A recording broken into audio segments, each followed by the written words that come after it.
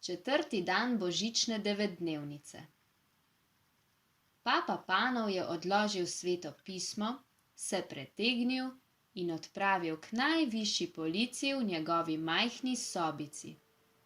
S police je vzel malo prašno škatlo, očistil jo je in odprl.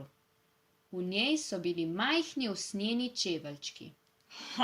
Ravno prav veliki so za majhnega dojenčka, je veselo vzkliknil. To so najboljši in najlepši čevlji, kar sem jih kdaj naredil. Popolno darilo za Jezusa. Vesel se je usedel nazaj v svoj stol. Bil je že zaspan, a je vseeno želel nadaljevati z branjem.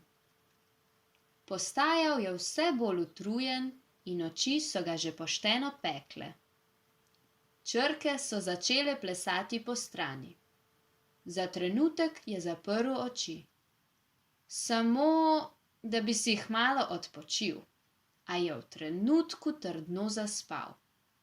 Sanjal je, da za božič ni bil sam.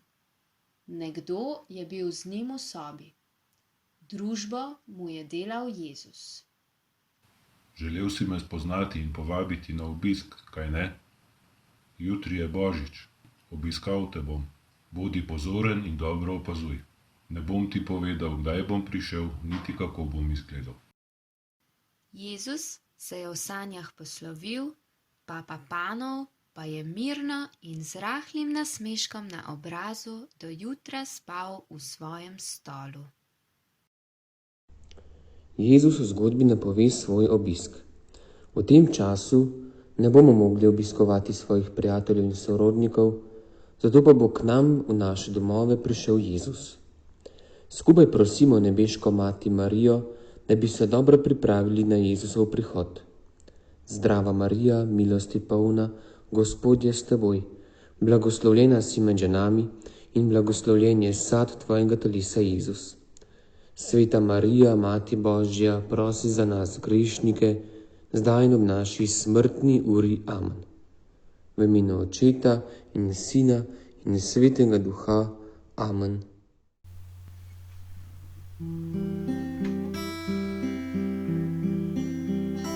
Poslušajte vsi ljudje, sveti Jožef mesto gre.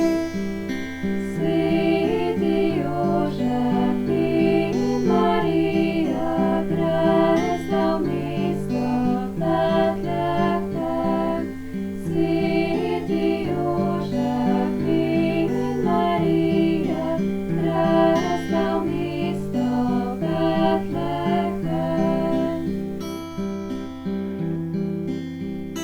Ko pa v mesto prideta, prenočišča iščeta.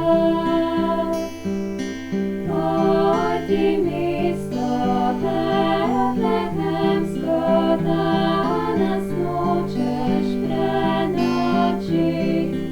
Pojdi mesto betlehemsko, danes nočeš prenočit.